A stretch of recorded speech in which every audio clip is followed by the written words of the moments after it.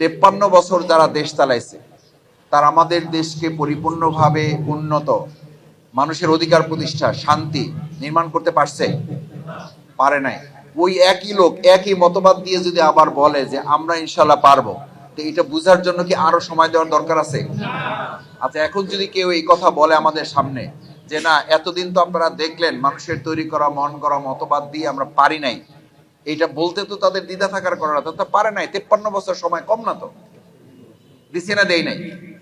এই হওয়ার কারণে যখন মানুষ ছাত্র জনতা শ্রমিক বাধ্য হলো রাস্তায় নামতে, তখন তো তারা এই কথা বলে নাই যে আমরা সেই আবার একই পুরানো বস্তা বসা মানব রচিত মতবাদে ফিরে যেতে চাই। তারা তো স্লোগান তুলেছিল, উই ওয়ান্ট জাস্টিস, আমরা ন্যায় বিচার চাই। তো ন্যায় বিচারের কথা কোরআনে আছে না মানুষের আইনে আছে? কোথায় আছে এটা জোরে বলেন না, কোথায় আছে? তাহলে এবার বুঝেন, ভালো করে বলেন যে আল কোরআনের আলোকে কেউ যদি বলে যে আমরা রাষ্ট্র চালাইতে চাই, এবার আমাদের দায়িত্ব কি তাদের হাতে সুযোগ করে দেওয়া, নাকি 53 বছর যারা আমাদের নিয়ে টালবাহানা করছে তাদের হাতে সুযোগ দেওয়া?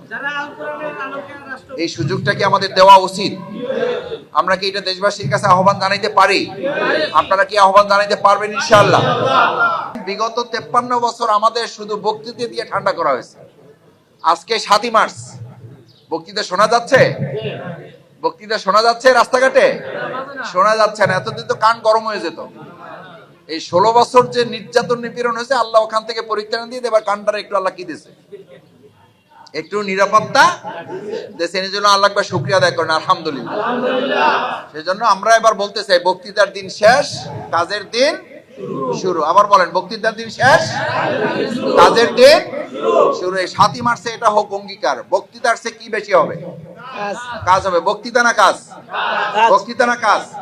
ওই যে আপনারা বাংলায় আরো সুন্দর করবেন, কথা কম কথা কম আর 15 বছর কাজ নাই কথা বেশি, কাজ নাই বক্তৃতার ঠেলায় রাস্তাঘাট মসজিদ মন্দির মানে নামাজ পড়া যেত না, কোরআন পড়া যেত না। মানুষ যে একটু শান্তিতে কোনো কাজ করবে, এই কাজ করার কোনো সুযোগ ছিল না। এই দিনে তারা মাইক লাগাইয়া হেরা কিন্তু ঘুমাইতো।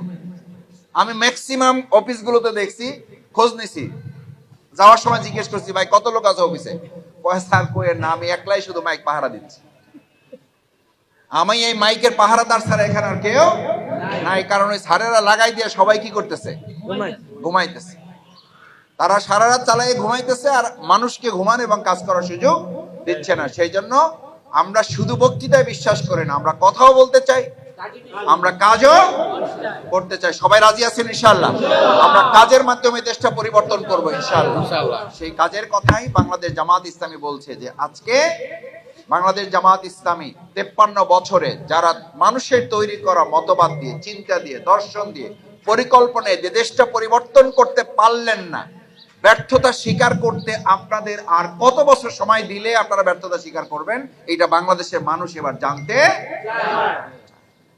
আমার মনে হয় আর সুযোগ দেওয়ার দরকার হবে না। এই দেশের মানুষ ইতিমধ্যে সিদ্ধান্ত নিয়েছে, সব দল দেখা শেষ, ইসলামের সব দল দেখা শেষ, ইসলামের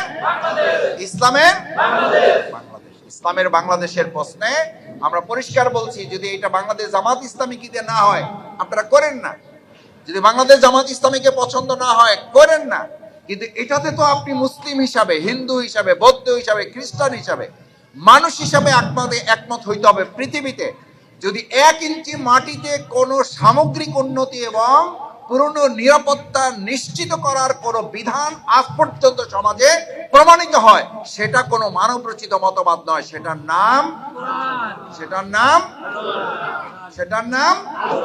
সেই কোরআন নাজিলের মাস কোনটা? এই রমজান মাসে আমরা কোরআন বিজয়ের সিদ্ধান্ত নিতে পারবো ইনশাআল্লাহ।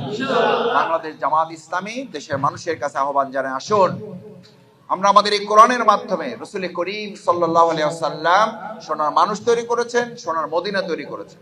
বাংলাদেশ জামাত ইসলামী সোনার মানুষ তৈরি করে আমরা আমাদের এই দেশকে কি দেশ বানাইতে চাই? সোনার বাংলা। কি বাংলা? যারা সোনার বাংলা বানাইতে চাইছিলেন তারা এই ফুড প্যাকেট বিতরণ করার পরিবর্তে বলছেন 7.5 কোটি কম্বলের আমারটা পাইলাম না, সবাই পায় সোনার খনি, আর আমি পাইছি। এটা কি জামাত বলছে না তারা বলছে? আমরা বলছি না তারা বলছে? তারা বলছে। তার মানে এটা বোঝা যায় যে তারা ইতিমধ্যে ব্যর্থ হয়েছে। সুতরাং তাদের ওই তৈরি করা মতবাদ দিয়ে এই দেশে আর শান্তি প্রতিষ্ঠা করা যাবে না। শান্তি যদি প্রতিষ্ঠা করতে হয় তার জন্য আমাদের ইসলামের কাছে ফিরে যেতে, সেই ইসলামের কথা যদি আপনারা বলেন তাহলে আমরা আপনাদের সাথে কাজ করতে রাজি আছি না নাই? আছি ইনশাআল্লাহ। কিন্তু ইসলামের কথা বলতে হবে, এটা বললে হবে না। যারা এই কথা স্বীকার করেছেন যে ইসলামের বাইরে গিয়ে মানুষের তৈরি করা মতবাদে চাঁদার রেট শুধু বাড়ে, চাঁদাবাজের সংখ্যা শুধু বাড়ে, এই মানব রচিত মতবাদ দিয়ে দেশে মানুষ আর পরিবর্তন করবে না। পরিবর্তনের জন্য প্রয়োজন কিছু সুন্দর মানুষের, সেই সুন্দর মানুষ তৈরি করে পবিত্র রমাদান। আসেন সম্মানিত ভাইয়েরা, এই পবিত্র রমাদান হচ্ছে সেই মাস যেই মাসে আল্লাহ সুবহানাহু ওয়া তাআলা আমাদেরকে কোরআন দিয়ে এটা নিশ্চিত করেছেন যে এই কোরআনের মাসে যদি তোমাদের মধ্যে প্রতীপ্তি থাকে, পবিত্রতা থাকে, পরিশুদ্ধতা থাকে, প্রশান্তি তোমরা লাভ করো, তোমাদের মধ্যে শান্তি শান্তি লাগে, লাগে না? লাগে না ভাই?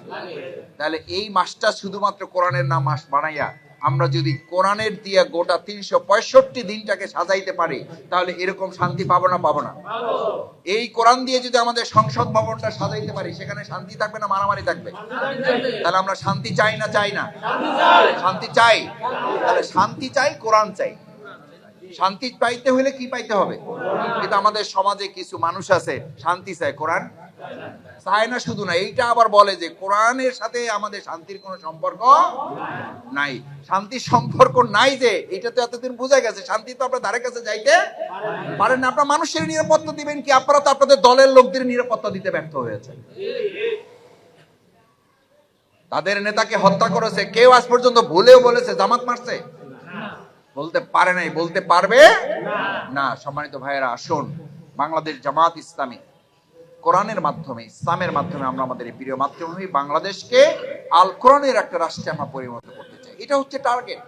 এই টার্গেট বাস্তবায়নে বাংলাদেশ জামাত ইসলামী, ডক্টর মোবারক, মতিউর রহমান, শফিকুল ইসলাম, মাসুদরা ক্ষমতায় যেতে চায় না। আমরা ইসলামকে ক্ষমতায় নিতে চাই। আমরা ইসলামকে ক্ষমতায় নিতে চাই। আমরা আদর্শের মাধ্যমে এই দেশটা পরিবর্তন করতে চাই। আজকে যে যত দল করেন, যে যত মতের কথা বলেন, দুর্নীতি দূর করতে হলে দুর্নীতি মুক্ত মানুষ আগে তৈরি করতে হবে। দল তৈরি করা যায়, দুর্নীতি মুক্ত মানুষ তৈরি করা সহজ নয়। দল তৈরি করে মানুষ তৈরি করারও কাজ প্রমাণ করার দায়িত্ব বাংলাদেশ জামাত ইসলামী নিতে পারছে না? পারে নাই? 2 জন মন্ত্রী আমরা এই দেশে উপহার দিয়েছিলাম, 2 টাকার দুর্নীতি করে চ্যালেঞ্জ করে আজও পর্যন্ত তারা টিকে আছে না নাই? আজ পর্যন্ত কেউ এটা মিথ্যা প্রমাণ করতে পারছে? সুতরাং বাংলাদেশ জামাত ইসলামী শুধু দল হিসাবে মানুষের কাছে পছন্দনীয় নয়, দুর্নীতি মুক্ত একটা রাষ্ট্র গঠন করতে পারে, এটার জন্য ইতিমধ্যে বাংলাদেশ জামাত ইসলামীকে মানুষ গ্রহণ করে নিছে না? নেই নাই? নিয়েছে, ভবিষ্যতেও নেবে ইনশাআল্লাহ। সেই প্রত্যাশা ব্যক্ত করে আপনারাও এই মুগ্ধ অঞ্চলের ঘরে ঘরে মানুষের কাছে কাছে গিয়ে গিয়ে, ভাইদের কাছে, বোনদের কাছে, সকল স্তরের মানুষের কাছে এই কথা বলতে হবে, এই বছর বাংলাদেশ জামাত ইসলামী জনগণের সমর্থনের মাধ্যমে আল কোরআন ইসলামের ভিত্তিতে আমরা একটা শান্তিপূর্ণ, দুর্নীতিমুক্ত, দুঃশাসন মুক্ত, সুশাসনের, গুড গভর্নেন্সের একটা সুন্দর বাংলাদেশ আমরা নির্মাণ করতে ইনশাআল্লাহ। দেখি সবাই রাজি আছেন ইনশাআল্লাহ? আল্লাহ আপনি হাতগুলো কবুল করেন, আমাদের রোজা কবুল করেন, আমাদের সাহরি কবুল করেন, আমাদের ইফতার কবুল করেন, আমাদের সালাতুত তারাবি কবুল করেন। বাকি যে রোজাগুলো আছে হক আদায় করে ঈমান এবং ইহতিসাবের সাথে রোজাগুলো রাখার জন্য আমাদেরকে সক্ষমতা বিধান করেন।